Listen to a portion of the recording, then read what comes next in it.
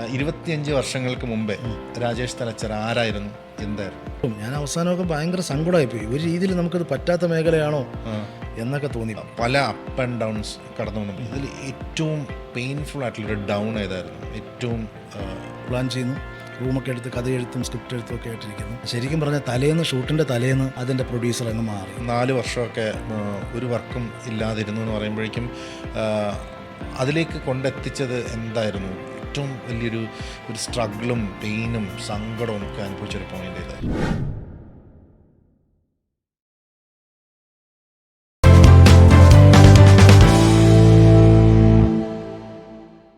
Ladies and gentlemen, welcome back to food notes with Ansil. നമ്മളിന്നൊരു പോഡ്കാസ്റ്റിൻ്റെ ഒരു മൂഡിലൊക്കെയാണ്. മലയാളി മനസ്സുകളെ കാലങ്ങളായി അവരുടെ ഒരു ആസ്വാദന നിലവാരം അളക്കുന്നതെല്ലാം ടെലിവിഷൻ പ്രോഗ്രാമുകളിലൂടെയാണ്, ടെലിവിഷൻ ഷോകളിലൂടെയാണ്, ടെലിവിഷൻ സീരിയലുകളിലൂടെയാണ്. സീരിയലിൻ്റെ എണ്ണം പറയുമ്പോഴും ഒരു നിത്യ കോൺസെപ്റ്റുകളിൽ നിന്നും മാറി എപ്പോഴും കുറച്ചും കൂടി കണക്റ്റീവായിട്ട് വരുന്നത് സിറ്റ്കോമുകളാണ്. ഇന്ന് നമ്മളോടൊപ്പം ഉള്ളത് സിറ്റ്കോമുകളുടെ ഒരു രാജാവ്, രാജകുമാരനോ എന്നൊക്കെ നമുക്ക് വിശേഷിപ്പിക്കാൻ പറ്റുന്ന ഒരു വ്യക്തിയാണ് നമ്മളോടൊപ്പം ഉള്ളത്, ശ്രീ രാജേഷ് തലച്ചിറ. സാർ നമസ്കാരം, സ്വാഗതം. എന്തൊക്കെയുണ്ട് വിശേഷങ്ങൾ? ആദ്യം തന്നെ പ്രതിസന്ധിയിലാക്കരുത്. സിറ്റ്കോം രാജാവ് എന്ന് പറയുന്നത് ആർ ഉണ്ണികൃഷ്ണൻ എന്ന് പറഞ്ഞ ആളാണ്. പുള്ളിയാണ് സിറ്റ്കോമിൻ്റെ ശരിക്കും സിറ്റ്കോം മലയാളത്തിൽ ഹിറ്റായിട്ടുള്ള സിറ്റ്കോമുകളെല്ലാം ആദ്യം ഉണ്ടാക്കിയ ആൾ. ഇപ്പം മറിമായാണെങ്കിലും ഉപ്പുമുളകാണെങ്കിലും തട്ടിമുട്ടിയാണെങ്കിലും ഒക്കെ ഉണ്ടാക്കിയ ആളാണ് ആർ ഉണ്ണികൃഷ്ണൻ സാർ. പുള്ളിയാണ് നമ്മൾ ഗുരുതുല്യനായിട്ടുള്ള മനുഷ്യനാണ്. പുള്ളിയാണ് സിറ്റ്കോം രാജാവ്. അതങ്ങനെ നിൽക്കട്ടെ. സാർ, നമ്മൾ കാലങ്ങളായിട്ട് ഇതിന് 2 തരത്തിലായിട്ടാണ് സീരിയലുകൾ തിരിക്കുന്നത്. അപ്പോൾ ഒന്ന് എന്താ പറയുക, നോർമൽ സീരിയലാണെങ്കിൽ, നോർമൽ സീരിയൽ എന്ന് പറയുമ്പം ആളുകളുടെ മനസ്സിൽ വരുന്ന എന്താണ്, വീട്ടു പ്രശ്നങ്ങളും അല്ലെങ്കിൽ വീടിനകത്ത് നടക്കുന്ന കുറേ പ്രശ്നങ്ങളും കോൺട്രവേഴ്സീസ്, അങ്ങനെ കുറേ സംഭവങ്ങളൊക്കെയാണ്. അതിന് പുറമെ ഒരു സെക്കൻഡായിട്ട് നിൽക്കുന്നതാണ് ഈ കോമഡി ലെവലിൽ വരുന്നത്. അപ്പോൾ കോമഡി സീരിയൽ എന്നാണ് പറയുന്നത്. എന്ന് മുതലാണ് ഇതിനെ സിറ്റ്കോം എന്ന് ലേബൽ ചെയ്യാൻ തുടങ്ങിയത്? സിറ്റ്കോം എന്ന് പറയുന്നത് നേരത്തെ കോമഡി സീരിയൽ ഉണ്ടായിരുന്നു, പക്ഷേ അതെല്ലാം നമ്മൾ നേരത്തെ സ്ക്രിപ്റ്റഡ് ആണ്. ഫുൾ സ്ക്രിപ്റ്റ് ചെയ്ത് ചാർട്ട് ചെയ്തൊക്കെയാണ് ചെയ്യുന്നത്. സിറ്റ്കോം എന്ന് പറയുന്നത് തന്നെ സിറ്റുവേഷൻ കോമഡി എന്നാണ്. അപ്പോൾ അത് തന്നെയാണ് വർക്കിൽ വരുന്നത്, അത്രയേ ഉള്ളൂ. അതായത് ഈ നമ്മൾ രാവിലെ ഒന്ന് പ്ലാൻ ചെയ്തിട്ട് ആ സിറ്റുവേഷനിൽ ഉണ്ടാക്കുന്ന ഹ്യൂമറാണ് വരുന്നത്.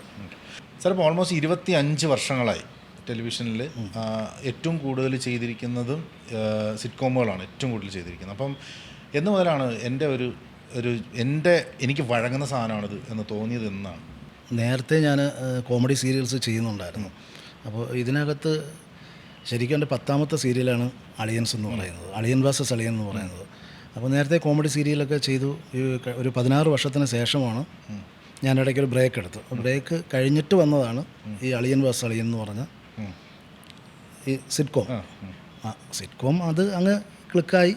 അത് എൻ്റെ ഈ പറഞ്ഞ പോലെ എൻ്റെ ജോണറായിട്ട് മാറി എന്നുള്ളതാണ്. അല്ലാതെ അങ്ങനെ നമ്മൾ പ്ലാൻ ചെയ്തിട്ട് ഒരു സംഭവമൊന്നുമല്ല. നേരത്തെ സീരിയൽ ചെയ്യുന്നുണ്ടായിരുന്നു, അതിന് മുമ്പേ ഞാൻ സീരിയൽ ചെയ്യുന്നുണ്ടായിരുന്നു. അപ്പോൾ സീരിയൽ കണ്ടിന്യൂസ് ആയിട്ട് കുറേ സീരിയൽ ചെയ്ത സമയത്ത് അല്ലാതെ സോഷ്യൽ സബ്ജക്റ്റുകളും ചെയ്യുന്നുണ്ടായിരുന്നു. പക്ഷെ അതൊന്നും അത്ര അങ്ങോട്ട് സക്സസ് ആയില്ല. അപ്പോൾ ഇപ്പം ഒരു സീരിയലിന് കഥ എഴുതുമ്പം ഞാൻ നേരത്തെ പറഞ്ഞ ജോണറിലുള്ള നമ്മളെ ഒന്ന് ഉത്തേജിപ്പിക്കുന്ന, അല്ലെങ്കിൽ നമ്മളെ ഒന്ന് ആവേശം കൊള്ളിക്കുന്ന സീരിയലുകളുടെ കഥ എഴുതുമ്പോൾ നമുക്കൊരു ഇഷ്യൂ ഉണ്ടാക്കാനോ അല്ലെങ്കിൽ ഒരു ക്രൈസിസ് ഉണ്ടാക്കി എഴുതാണെങ്കിൽ എൻ്റെ ഒരു നോർമൽ ഒരു പുറത്തുനിന്നുള്ള നോക്കുന്ന ഒരാളെ സംബന്ധിച്ചിടത്തോളം കുറച്ചൊരു എളുപ്പമായിരിക്കും, ഒരു പ്രശ്നം ഉണ്ടാകും. പക്ഷേ ഒരു സിറ്റ്കോമിനെ സംബന്ധിച്ചിടത്തോളം അതിനകത്ത് വരുന്ന, അപ്പോൾ അതൊരു കുടുംബത്തിനകത്ത് നടക്കുന്ന ഓരോ എലിമെൻറ്റുകളുണ്ട്. ഇപ്പോൾ എലിമെൻറ്റ്സ് ഓഫ് സിനിമ എന്ന് പറയുമ്പോൾ വഴക്ക്, സ്നേഹം, പ്രണയം, പിന്നെ അതുപോലെ പിണക്കം, പിന്നെ ഡെയിലി നടക്കുന്ന സംഭവങ്ങളാണ്. അതിനകത്ത് വ്യത്യസ്തത കൊണ്ടുവരിക എന്ന് പറഞ്ഞു കഴിഞ്ഞാൽ ഒരു ഹെക്റ്റിക് ടാസ്ക്കാണ്. അത് ഓരോന്നിലും നമ്മൾ ഓരോന്ന് കൊണ്ടുവരണമെന്നുള്ളതാണ്. അപ്പം ഇതെവിടുന്ന് വരുന്നു? അതുപോലെ ഒരുപാട് പ്രശ്നങ്ങൾ ഉണ്ടാക്കാൻ ആഗ്രഹമില്ലാത്ത ഒരാളാണ് ഞാൻ. പേഴ്സണലി അങ്ങനെ തന്നെയാണ്. അപ്പോൾ അങ്ങനെ ഉള്ളവന്ന് എൻ്റെ രീതിക്കനുസരിച്ചുള്ള കഥകളാണ് ഞാൻ കൂടുതലും സെലക്ട് ചെയ്യുന്നത്. പിന്നെ സാധാരണ പ്രേക്ഷകർക്ക് ഒരുപാട് ടെൻഷൻ അടിച്ച് കാണുന്ന സീരിയൽസ് ഒരുപാട് വരുന്നുണ്ട്. അപ്പോൾ അതുപോലെ അല്ലാതെ വേറെ വ്യത്യസ്തമായിട്ട് ഓരോ ദിവസവും കണ്ട് ഒരുപാട് ടെൻഷൻ ഇടയിൽ അവർ കണ്ട് ഒരുപാട് പേര് പറയുന്നതെന്ന് വെച്ചിട്ട് അവരുടെ ടെൻഷൻസ് മാറാൻ വേണ്ടി കാണുന്നൊരു, റിലാക്സ് ചെയ്യാൻ വേണ്ടി കാണുന്നൊരു പ്രോഗ്രാമാണ് എന്നാണ് പറയുന്നത്. ഇപ്പം ഈ സിറ്റ്കോമുകളിലെ ഈ പറഞ്ഞ പോലെ ഡെയിലി എലിമെൻറ്റ്സ് അതിനകത്ത് കൊണ്ടുവരാനാണെങ്കിലും അതിൻ്റെ ഒരു കണ്ടിന്യൂറ്റി കൊണ്ടുപോകാനാണെങ്കിലും അപ്പോൾ നമുക്ക് ഒരു പോയിന്റിൽ നമ്മളൊരു ഒരു സീനിനെ കൊണ്ടുവന്നു കഴിഞ്ഞാൽ പിന്നെ അതിൻ്റെ എക്സ്റ്റൻഷനിലേക്ക് കൊണ്ടുവരണമല്ലോ. അപ്പോൾ അത് എത്രത്തോളം എഫേർട്ട് അതിനകത്ത് ഇടുന്നുണ്ട് ആ ഒരു സ്ക്രിപ്റ്റിനെ ഡെവലപ്പ് ചെയ്തെടുക്കാൻ വേണ്ടിയിട്ട്. സ്ക്രിപ്റ്റ് നമ്മൾ ഈ സിറ്റ്കോമിനെ സംബന്ധിച്ച് ഒരു ബേസിക്കായിട്ടുള്ള കുറേ ക്യാരക്ടേഴ്സ് ആദ്യം നമ്മൾ കുറച്ച് കഥാപാത്രങ്ങളെ ഉണ്ടാക്കുന്നുണ്ട്. ആ കഥാപാത്രങ്ങളുടെ ബാക്ക്ഗ്രൗണ്ട് ഉൾപ്പെടെ അത് സ്ട്രോങ് ആയിട്ടുള്ള രീതിയിൽ നമ്മൾ ആദ്യം ചെയ്യും. പിന്നെ അന്നുള്ള സ്ക്രിപ്റ്റ് നമ്മൾ രാവിലെ വന്ന് വായിച്ചിട്ട് അതെല്ലാവരും കൂടെ ഒരുമിച്ചിരുന്നാണ് വായിക്കുന്നത്. വായിച്ചു കഴിഞ്ഞിട്ട് അതിൽ നിന്നാണ് നമ്മൾ അന്നത്തെ ഷൂട്ട് ചെയ്യുന്ന എൻ്റെ രൂപത്തിലേക്ക് എത്തുന്നത്. പിന്നെ ചെയ്യാണ്. പിന്നെ ഈ സിറ്റ്കോമിനകത്ത് നമുക്ക് മെയിനായിട്ട് എടുത്തു പറയേണ്ട ഒരു കാര്യം എന്ന് വെച്ച് കഴിഞ്ഞാൽ ആർട്ടിസ്റ്റിൻ്റെ സപ്പോർട്ട് വളരെ നല്ല സിറ്റ്കോം ചെയ്യാൻ പറ്റുന്ന നല്ല രീതിയിൽ ഹ്യൂമർ ചെയ്യാൻ പറ്റുന്ന ആർട്ടിസ്റ്റുകൾ ഉണ്ടെങ്കിൽ തന്നെ നമ്മൾ 50% അത് വിജയിച്ചു കഴിഞ്ഞു. പിന്നെ നല്ലൊരു കണ്ടൻറ്റും കൂടെ നല്ലൊരു സ്ക്രിപ്റ്റ് കൂടെ ഉണ്ടെങ്കിൽ സ്ക്രിപ്റ്റ് നല്ല സ്റ്റോറി ആ ഒരു എപ്പിസോഡിൽ ഒരു പൂർണ്ണത എത്തുന്ന അതിന് ഹ്യൂമറിന് പ്രാധാന്യം കിട്ടുന്ന ഒരു കഥയുണ്ടെങ്കിൽ പിന്നത് ഉറപ്പായിട്ടും ആൾക്കാർക്ക് ഇഷ്ടപ്പെടുന്ന രൂപത്തിലേക്ക് ആക്കിയെടുക്കാൻ പറ്റും. സാറിൻ്റെ ഒരു ഐഡൻറ്റിറ്റി ഒരു ഷോ എന്ന് പറഞ്ഞു കഴിഞ്ഞാൽ അളിയൻസിൻ്റെ ഡയറക്ടർ എന്ന് പറഞ്ഞാൽ തന്നെ സാറിൻ്റെ ഫേസ് അവിടെ വരും. ഇപ്പം അളിയൻസിൽ ഒരു ടീം ബിൽഡായല്ലോ. അപ്പം അത് ഓട്ടോമാറ്റിക്കലി സെറ്റായതാണോ അതോ ഇന്ന ആൾ മതി, ഈ ക്യാരക്ടർ ഇന്ന ആൾ മതി, അങ്ങനെ അളിയൻ വേഴ്സസ് അളിയൻ എന്നായിരുന്നു ആദ്യത്തെ അതിൻ്റെ അമൃത ടി വിയിലായിരുന്നു അത് ആദ്യം വന്നത്. അപ്പോൾ ആ സമയത്ത് ഞാൻ പുതുതായിട്ട് പരിചയപ്പെട്ട ആൾക്കാരാണ് അതിനകത്തുള്ള ഏകദേശമുള്ള ആർട്ടിസ്റ്റുകളാണെങ്കിലും ടെക്നീഷ്യന്മാരാണെങ്കിലും ഒക്കെ. പിന്നീട് അവർ അത്രത്തോളം നമ്മളോടൊപ്പം നിൽക്കുകയും അതിനുവേണ്ടി ആ പ്രോജക്റ്റിന് വേണ്ടി ഒരുപാട് അത് എല്ലാവരെയും ഒരു ആവശ്യമായിരുന്നു. അമൃത ടി വിയിൽ നമ്മൾ അളിയൻ വേഴ്സസ് അളിയൻ തുടങ്ങുന്ന സമയത്ത് അതിലിപ്പോൾ അഭിനയിച്ചുകൊണ്ടിരിക്കുന്ന ആർട്ടിസ്റ്റുകളുടേതും സ്ക്രിപ്റ്റ് റൈറ്റേഴ്സും എൻ്റെയും ഒക്കെ ഒരു ആവശ്യമായിരുന്നു. ഇതെങ്ങനെ നമുക്ക് വിജയിപ്പിച്ചെടുത്തേ പറ്റൂ. കാര്യം അവരൊക്കെ ആണെങ്കിലും ഒരുപാട് വർഷമായിട്ടുള്ള ആൾക്കാരാണ്. അപ്പോൾ ഇവരെല്ലാവരും ഇനിയെങ്കിലും നമ്മൾ ആ ഒരു വിജയം നമുക്ക് കിട്ടിയേ പറ്റുള്ളൂ. അതിനുവേണ്ടി ഒരുപാട് ആ ഒരു സീരീസ് എന്ന് പറഞ്ഞാൽ ഞങ്ങൾ രാവിലെ 7:30 മണിയാകുമ്പോൾ എല്ലാവരും ലൊക്കേഷനിലെത്തി കഴിഞ്ഞാൽ അതിന് വേണ്ടിയിട്ട് അത്രയും സ്ക്രിപ്റ്റിനകത്ത് ഇതിനിടയിൽ തർക്കമുണ്ടാവും, വഴക്കുണ്ടാവും, പരസ്പരം ഒരുപാട് ചർച്ചകൾ ചെയ്തിട്ടായിരുന്നു അന്ന് തുടക്ക സമയത്ത് ഉണ്ടായത്. അത് ആ സീരിയൽ തുടങ്ങിയ സമയത്ത് അളിയൻ വേഴ്സസ് തുടങ്ങിയ സമയത്ത് അത് അത്ര വിജയമായിരുന്നില്ല. ആദ്യത്തെ ഒരു 10-20 എപ്പിസോഡുകൾ ഒന്നും സംഭവിക്കാതെ പോയി. അപ്പോൾ ആൾക്കാർ ചോദിക്കുന്നുണ്ട് ഇതെന്താണ്. ഒന്നാമത് അഭിനയിക്കുന്നവർ പോലും അതിലുള്ളവർ തന്നെ ഇടയ്ക്ക് ചോദിച്ചു തുടങ്ങി. അത് സ്ഥിരമായിട്ടുള്ള എല്ലാത്തവരും ഇതെന്താണ് സംഭവം, ഇതെന്താ ഇങ്ങനെ ഷൂട്ട് ചെയ്യുന്നത്, ഇത് ഒന്നും മനസ്സിലാവുന്നില്ല, ഇത് വരുന്നു നമ്മൾ ഡയലോഗ് പറയുന്നു പോകുന്നു എന്നുള്ള അല്ലാതെ വേറെ ഒന്നും ചെയ്യുന്നില്ലല്ലോ എന്നൊക്കെ പറഞ്ഞൊരു 30 എപ്പിസോഡ് വരെ കഴിഞ്ഞപ്പോഴത്തേ ഏകദേശം നമുക്ക് കാര്യങ്ങൾ തീരുമാനമായി. ഇനി ഇതും പോവില്ല, പഴയതുപോലെ മുന്നുള്ള വർഷങ്ങളിൽ പോലെ ഇതും സംഭവിക്കാൻ പോവുകയാണ്. അങ്ങനെ വിചാരിച്ചിരിക്കുമ്പോഴാണ് ഒരു ദിവസം ഒരു വ്യാഴാഴ്ച റേറ്റിംഗ് നല്ല രീതിയിലൊരു മാറ്റം വന്നത്. ഒരു 30 എപ്പിസോഡ് കഴിഞ്ഞപ്പോൾ പിന്നെ അവിടെ നിന്ന് അങ്ങോട്ട് എന്താ പറയുന്നത്, പിന്നെ അത് അളിയൻ വേഴ്സസ് അളിയൻ ഒരു ഹിറ്റ് സിറ്റ്കോമിൻ്റെ ഇതിലേക്ക് മാറുകയായിരുന്നു. പിന്നെ അത് കഴിഞ്ഞ് കുറേ ദിവസം കഴിഞ്ഞിട്ട് ഒരു 500 എപ്പിസോഡ് കഴിഞ്ഞപ്പോഴത്തേക്കാണ് അത് അവിടെ അവസാനിച്ച് അമൃത ടി വിയിൽ വേറെ 1-2 കാരണങ്ങൾ കൊണ്ട് അത് അവസാനിക്കും. പിന്നെ ഒരു വർഷത്തെ ഗ്യാപ്പിന് ശേഷമാണ് കൗമുദി ടി വിയിൽ ഇത് വരുന്നത്. അപ്പോൾ കൗമുദി ടി വിയിൽ ഇപ്പോൾ അത് വളരെ സക്സസ് ആയിട്ട് 1100 എപ്പിസോഡ് കഴിഞ്ഞു. അതങ്ങനെ ഇപ്പം പോയിക്കൊണ്ടിരിക്കുകയാണ്. അതിനോടൊപ്പം തന്നെ പിന്നെയും 2 സീരിയലിലൂടെ നടക്കുന്നുണ്ട്. കൗമുദിയിൽ തന്നെ ടോം ആൻഡ് ജെസ്സി എന്ന് പറഞ്ഞൊരു സിറ്റ്കോം നടക്കുന്നുണ്ട്. പിന്നെ നോട്ട് ക്ലീഷേ ബട്ട് ക്ലീഷേ എന്ന് പറഞ്ഞിട്ട് ഒരു ഷോർട്ട് ഫിലിംസിൻ്റെ ഒരു സീരീസ് ആഴ്ചയിലൊരെണ്ണം വെച്ചുള്ള അതും ഇപ്പോൾ. പക്ഷേ ഈ ക്ലിഷേ നോട്ട് ബട്ട് ക്ലിഷയുടെ കാര്യം പറയുമ്പം അതൊരു ഈ പറഞ്ഞ ഒരു ജോണറിലൊരു സാധനമല്ല. അതിനകത്ത് വളരെ ഡീപ്പായിട്ട് ചിന്തിക്കാൻ പറ്റുന്ന, വളരെ കോൺസെപ്ച്വലൈസ് ചെയ്ത് നമ്മുടെ സോഷ്യൽ എലിമെൻസിനെ കൃത്യമായി ഒരു പോസ്റ്റ്മോർട്ടം ചെയ്യുന്ന തരത്തിലാണ് അതിനെ ഡിപ്ലോയ് ചെയ്യുക. അതും സാറിൻ്റെ ഒരു കോൺസെപ്റ്റിൽ നിന്നാണോ ഇത് വരുന്നത്? അല്ല, അതും മുന്നേ വന്നിട്ടുള്ളതൊക്കെ തന്നെയാണ്. ഇപ്പോൾ സോഷ്യൽ മീഡിയയിലൊക്കെ വന്നിട്ടുള്ള സംഭവം തന്നെയാണ്. അതും ഞാൻ കണ്ടുപിടിച്ചൊരു ഐഡിയ ഒന്നുമല്ല. അപ്പോൾ അത് പക്ഷേ നമ്മൾ സാറ്റലൈറ്റ് ചാനലുകളിൽ അല്ലെങ്കിൽ അങ്ങനെയുള്ള ഏരിയയിൽ അല്ലെങ്കിൽ നമ്മൾ അങ്ങനെയുള്ള ചാനലുകളിൽ ഇത് ആദ്യമായിട്ടാണ് വരുന്നത്. അത് ഞാൻ കൗമുദിയോട് ഇങ്ങനെ ഒരു സംഭവം ചെയ്യുന്നതിനെക്കുറിച്ച് സംസാരിച്ചപ്പോൾ ഇതിൻ്റെ പേര് ആദ്യം ഇതല്ലായിരുന്നു. ആദ്യം ഇത് ഞങ്ങൾ ഈ ഷോർട്ട് ഫിലിം ഷൂട്ട് ചെയ്ത് കഴിഞ്ഞിട്ട് എഡിറ്റിംഗ് കഴിഞ്ഞിട്ട് അവിടെ ഇതിൻ്റെ നമ്മളൊരു പ്രിവ്യൂ പോലെ ഉണ്ടായിരുന്നു. പ്രിവ്യൂവിൽ ഈ കണ്ടവർ പറഞ്ഞു സാധാരണ ഒരു സംഭവമാണല്ലോ എന്ന് ചിന്തിച്ചു. അത് കഴിഞ്ഞിട്ട് അടുത്ത മീറ്റിങ്ങിലാണ് ഇവർ ചോദിക്കുന്നത് എന്താണ് പേരെന്ന് ചോദിച്ചു. അപ്പോൾ ഞാൻ പറഞ്ഞു നോട്ട് ക്ലീഷേ ബട്ട് ക്ലീഷേ എന്ന് പറഞ്ഞു. അതായത് ഈ പറഞ്ഞ ആ രീതിയിൽ അങ്ങനെ പറഞ്ഞത്, അങ്ങനെയാണ് പേരിട്ടത്.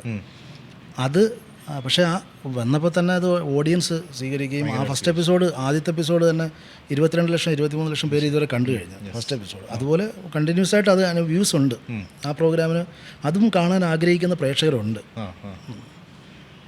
എപ്പോഴെങ്കിലും ഏതെങ്കിലും ചാനലിൽ നിങ്ങൾ വേറൊരു ജോണർ ട്രൈ ചെയ്യൂ, അങ്ങനെ ഓഫർ എന്തെങ്കിലും വന്നിട്ടുണ്ടോ? അത് പറയുന്നുണ്ട്. അത് ഞാൻ മറ്റ് വേറെ 1-2 ചാനലിൽ സീരിയൽസ് ചെയ്യുന്ന സമയത്ത് അവിടെ നിന്ന് എന്നോട് പറയാറുണ്ട്, മറ്റ് സോഷ്യൽ സബ്ജക്റ്റും കൂടെ നോക്കൂ, അത് ഇടയ്ക്ക് അതും കൂടെ ചെയ്യണം, ചെയ്യും. അവർ നമ്മൾ എല്ലാം ഫ്രണ്ട്സ് ആയതുകൊണ്ടാണ് നിർബന്ധിക്കുന്നത്, നീ ഇത് മാത്രം ചെയ്ത് നിൽക്കാതെ അതും കൂടെ ചെയ്യണം. അപ്പോൾ ഞാൻ അവരോട് പറയാം, ഞാനത് ഒരുപാട് ചെയ്തിട്ട് വന്നതാണ്, അവിടെ നിന്ന് രക്ഷയില്ലാതെയാണ് വന്നത്. പിന്നെ നമ്മൾ ഇനിയിപ്പോൾ വീണ്ടും പോയിട്ട് അത് വീണ്ടും ചെയ്യണ്ടേ, അതൊക്കെ ചെയ്യാൻ അറിയുന്ന നല്ല ഡയറക്ടേഴ്സ് ഒരുപാട് പേരുണ്ട്. അപ്പോൾ പിന്നെ നമ്മൾ അതിലേക്ക് പോയിട്ട് വീണ്ടും അവരെയും ബുദ്ധിമുട്ടിച്ച് നമുക്കൊരു ബുദ്ധിമുട്ടാവേണ്ട കാര്യമില്ലല്ലോ. ഇപ്പം മലയാളം ടെലിവിഷൻ സെക്ടർ എടുത്ത് നോക്കിക്കഴിഞ്ഞാൽ എനിക്ക് തോന്നുന്നു ഒരേ സമയം 3 സീരിയലുകൾ ഓടുന്ന ഒരു ഡയറക്ടർ സാറ് മാത്രമായിരിക്കും. അങ്ങനെ നോക്കുമ്പോൾ, കണ്ണാടിയിൽ നോക്കുമ്പോഴേക്കും ഞാൻ രാജേഷ് തലച്ചറ എന്നാലോചിക്കുമ്പം ഹൗ ഡു യു ഫീൽ? എന്താണ് ഒരു സെൽഫ് ഫീലിംഗ്? എന്താണ്? സന്തോഷം തോന്നാറുണ്ട്, പക്ഷെ തൃപ്തിയായിട്ടില്ല. ആയിട്ടില്ല 2 കൂടെ വേണം. ഇനി അത് കാര്യം നമ്മൾ കളഞ്ഞ എത്രയോ വർഷങ്ങൾ പുറകിൽ കിടക്കണം. ഇപ്പോൾ ഈ 16 വർഷത്തിന് ശേഷമാണ് അളിയൻ വാസ് അളിയൻ നടക്കുന്നത്. അതിന് മുമ്പുള്ള എത്രയോ വർഷങ്ങൾ നമ്മൾ അധ്വാനിച്ച് നമ്മൾ ഇതിനു വേണ്ടി ഓടി നടന്ന ഓരോ ചാനലുകളും കയറി ഇറങ്ങി എത്രയോ വർഷങ്ങൾ കിടക്കുകയാണ്. ആ വർഷങ്ങൾ കുറിച്ച് വെറുതെ ഇരുന്ന ദിവസങ്ങൾ പോയി. ഞാൻ 4.5 വർഷം കണ്ടിന്യൂസ് ആയിട്ട് വെറുതെ ഇരുന്നിട്ടുണ്ട്. കണ്ടിന്യൂസ് ആയിട്ട് 4.5 വർഷം ഒരു വർക്കും ഇല്ലാതിരുന്നിട്ടുണ്ട്. അതൊക്കെ ആ ദിവസങ്ങൾ നമ്മൾ ആലോചിക്കുമ്പോൾ ഒന്നും ഒരു കുഴപ്പമില്ല. നമ്മളെ ഈ ലൊക്കേഷനിൽ നിന്ന് ആ ലൊക്കേഷനിലേക്ക് ഓടാനൊന്നും നമ്മളെ സംബന്ധിച്ച് ഒരു പ്രശ്നമേ അല്ല. അത് ഇനിയും തുടരുക എന്നുള്ളതേ ഉള്ളൂ. ഞാനിപ്പോൾ അടുത്ത ക്വസ്റ്റ്യനിലേക്ക് വരുന്നതിന് മുന്നേ അതിൻ്റെ ഒരു പ്രിഫേസ് എന്നുള്ള രീതി ചോദിച്ചാൽ 25 വർഷങ്ങൾക്ക് മുമ്പേ രാജേഷ് തലച്ചറ ആരായിരുന്നു, എന്തായിരുന്നു? 25 വർഷങ്ങൾക്ക് മുമ്പെന്ന് പറയുമ്പോൾ അന്ന് 17 വയസ്സായിരുന്നു. അപ്പോൾ ഞാൻ SLC കഴിഞ്ഞിട്ട് വൊക്കേഷണൽ ഹയർ സെക്കൻഡറിയാണ് പഠിച്ചത്. Maintenance and repairs of automobile എന്ന് പറഞ്ഞൊരു കോഴ്സാണ് അന്ന് പഠിച്ചത്. അപ്പോൾ അത് കഴിഞ്ഞിട്ട് ഞാൻ ഇൻസ്റ്റിറ്റ്യൂട്ടിലേക്ക് വരുമായിരുന്നു, തിരുവനന്തപുരത്ത് ഇൻസ്റ്റിറ്റ്യൂട്ടിലേക്ക്. ഞാനിങ്ങനെ വീട്ടിൽ പറഞ്ഞു എനിക്കിങ്ങനെ ഇത് പഠിക്കാൻ പോകണം എന്ന് പറഞ്ഞു. അപ്പോൾ ഞങ്ങൾ വീട്ടിലങ്ങനെ ഇതിൻ്റെ ഒരു ഫാമിലിയിൽ അങ്ങനെ ആരും ഇതിലൊന്നും ഇല്ല, തലച്ചിറ എന്ന് പറഞ്ഞ സ്ഥലത്താണ്. അപ്പോൾ അമ്മ എന്നോട് ചോദിച്ചതെന്ന് പറഞ്ഞു കഴിഞ്ഞാൽ ഇതിന് പോയി കഴിഞ്ഞാൽ ജീവിക്കാനുള്ള എന്തെങ്കിലും കിട്ടുമോ എന്ന് ചോദിച്ചു. ഞാൻ പറഞ്ഞു കിട്ടുമായിരിക്കും എന്ന് പറഞ്ഞു. അങ്ങനെ ഒരു ധൈര്യത്തിൽ, വീട്ടുകാരുടെ ധൈര്യത്തിൽ അപ്പോൾ ഞാനിവിടെ വന്നൊരു ഇൻസ്റ്റിറ്റ്യൂട്ടിൽ പഠിക്കാൻ വേണ്ടി വന്നു. അന്ന് ഭരണികാവ് ശിവകുമാർ സാറായിരുന്നു അതിൻ്റെ മെയിൻ ആൾ. ഡയറക്ഷനാണ് പഠിച്ചത്?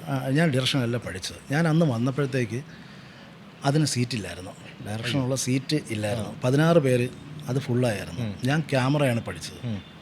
ക്യാമറയുടെ 6 മാസം ക്യാമറയാണ് പഠിച്ചത്. അത് കഴിഞ്ഞിട്ടാണ് ഞാൻ, പക്ഷേ ക്യാമറ വർക്കൊന്നും ഞാൻ ചെയ്തിട്ടൊന്നുമില്ല, എനിക്കതിന് താല്പര്യമില്ലായിരുന്നു. അതുകൊണ്ട് ഞാനത് ചെയ്തില്ല. പിന്നെ അസിസ്റ്റൻ്റ് ഡയറക്ടറായിട്ട് കുറേ നാൾ നടന്നിട്ട് അസിസ്റ്റൻ്റ് ഡയറക്ടറായിട്ട് നമ്മൾ TS സാറിൻ്റെ കൂടെ ഒരു സിനിമകൾ ചെയ്യാൻ പറ്റി. അങ്ങനെ കുറേ സിനിമകൾ അസിസ്റ്റൻ്റ് ഡയറക്ടറായിട്ട് കുറേ ചെയ്തു. അതിനുശേഷമാണ് സീരിയൽ TS സാർ തന്നെ ചെയ്ത ഓളങ്ങൾ എന്ന് പറഞ്ഞൊരു സീരിയലിലാണ് ഞാൻ അസിസ്റ്റൻ്റ് ഡയറക്ടറായിട്ട് വരുന്നത്. അവിടെ വെച്ചാണ് GN കൃഷ്ണകുമാർ എന്ന് പറഞ്ഞ അന്ന് അസോസിയേറ്റ് ഡയറക്ടറായിരുന്ന GN കൃഷ്ണകുമാരേട്ടനെ പരിചയപ്പെടുന്നത്. പിന്നീട് കുറച്ച് നാൾ കഴിഞ്ഞ് GN കൃഷ്ണകുമാരേട്ടൻ ചെയ്യുന്ന സീരിയലുകളിൽ ഞാൻ അസോസിയേറ്റായി. അങ്ങനെ കുറേ കാലം അങ്ങനെ പോയി. കള്ളിയങ്കാട്ട് നീലി, രക്തരക്ഷസ്, ബാബാജാൻ, ആക്ഷൻ ജോണറിൽ പുള്ളി അദ്ദേഹം അങ്ങനെയുള്ളൊരു പ്രോഗ്രാംസ് ആയിരുന്നു ചെയ്തുകൊണ്ടിരുന്നത്. അതിൻ്റെ കൂടെ വർഷങ്ങളോളം, ഒരു 10 വർഷത്തോളം പുള്ളിയുടെ കൂടെ തന്നെ അസോസിയേറ്റായിട്ട് പോയി.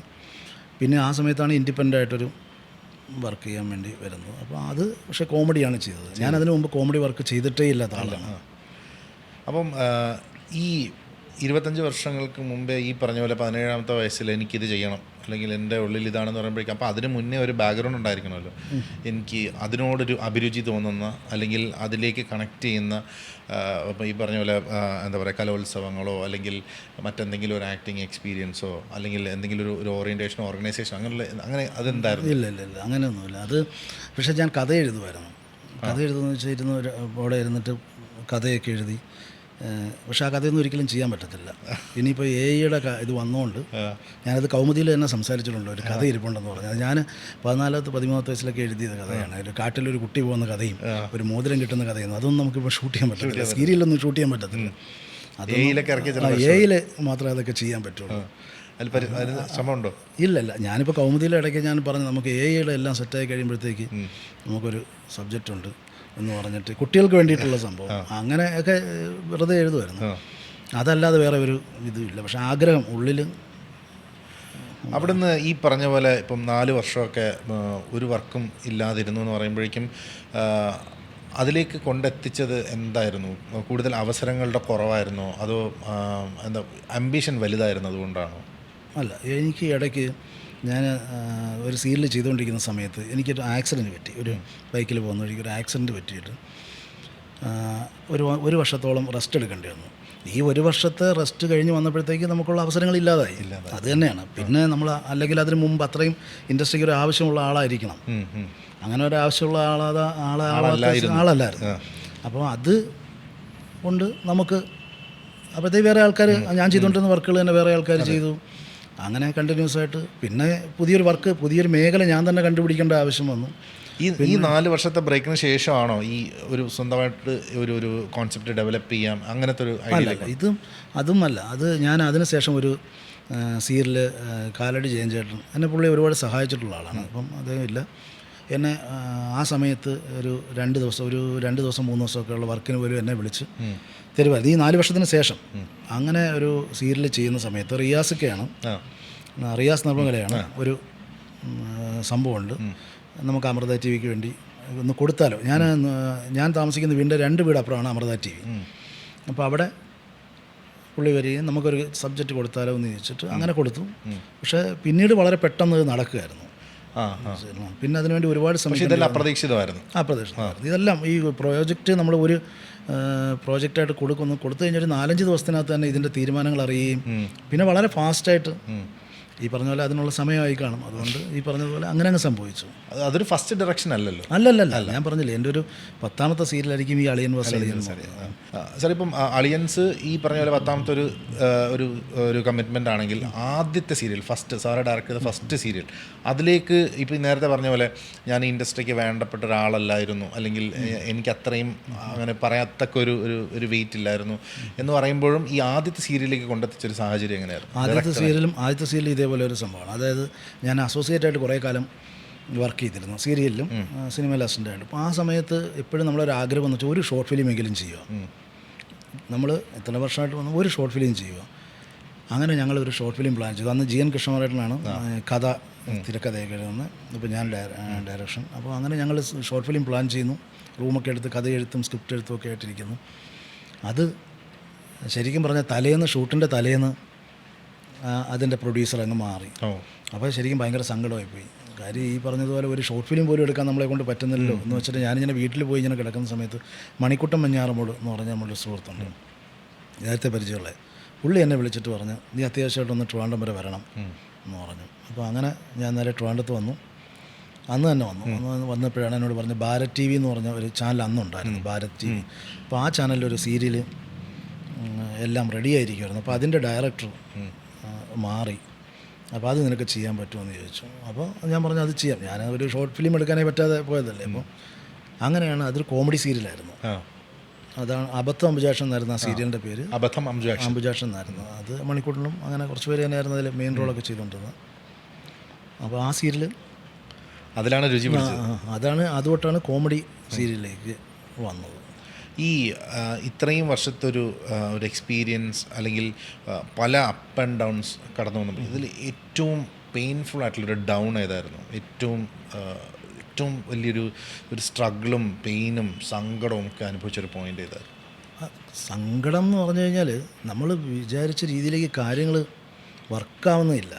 നമുക്ക് ഈ പറഞ്ഞതുപോലെ ഒരു കാര്യത്തിന് വേണ്ടി നമ്മൾ ഇറങ്ങിയല്ലോ. നമ്മൾ ഈ പറഞ്ഞ പോലെ ഒരു ഡയറക്ടറാവുക അല്ലെങ്കിൽ സീരിയൽ ചെയ്യുക എന്ന് പറഞ്ഞ് നമ്മൾ ഇറങ്ങി. ഒരു രീതിയിൽ നമുക്കൊരു വിജയം കണ്ടെത്താൻ പറ്റുന്നില്ല. നമ്മൾ ചെയ്യുന്ന മേഖലകൾ അല്ലെങ്കിൽ എന്ത് സംഭവങ്ങൾ ചെയ്താലും സീരിയൽ ചെയ്താലും അതെല്ലാം വർക്കാവുന്നില്ല. അത് തന്നെയാണ് ഏറ്റവും. ഞാൻ അവസാനമൊക്കെ ഭയങ്കര സങ്കടമായിപ്പോയി. ഒരു രീതിയിൽ നമുക്കത് പറ്റാത്ത മേഖലയാണോ എന്നൊക്കെ തോന്നിപ്പോയി. ഇത് അത്രത്തോളം സങ്കടമായിപ്പോയി. ഞങ്ങൾ താമസിച്ചിരുന്ന ഒരു വീടുണ്ടായിരുന്നു, ഞങ്ങളിവിടെ ടെക്നോ വേൾഡ് എന്ന് പറഞ്ഞിട്ടൊരു സ്ഥാപനം പൂജപ്പുര ഉണ്ടായിരുന്നു. അപ്പോൾ അവിടെയാണ് ഞാൻ താമസിച്ചിരുന്നത്. അപ്പോൾ അതിൻ്റെ മുകളിൽ ടെറസിന് മുകളിൽ കയറി എന്നിട്ട് ഇങ്ങനെ കരയെന്ന് വെച്ച് കഴിഞ്ഞാൽ ആരും കാണാതെ നമ്മൾ കരയുന്നതെന്ന് വെച്ച് കഴിഞ്ഞാൽ ഈ വർക്കാവുന്നില്ല. ഒരു മനുഷ്യനെ ഇല്ല സിനിമകളൊക്കെ ചോദിക്കുന്ന നമുക്ക് ഇതിൽ കൂടുതൽ നമുക്ക് എങ്ങനെ ഒരു പരാജയം ഇങ്ങനെ ഇത് പറ്റും. അങ്ങനെയൊക്കെയുള്ള ഒരുപാട് സിറ്റുവേഷൻസ് പോയി. അതൊക്കെ ഇതിൻ്റെ ഭാഗമാണ്. അതൊക്കെ അനുഭവിച്ചുകൊണ്ടാണ് നമുക്കിപ്പം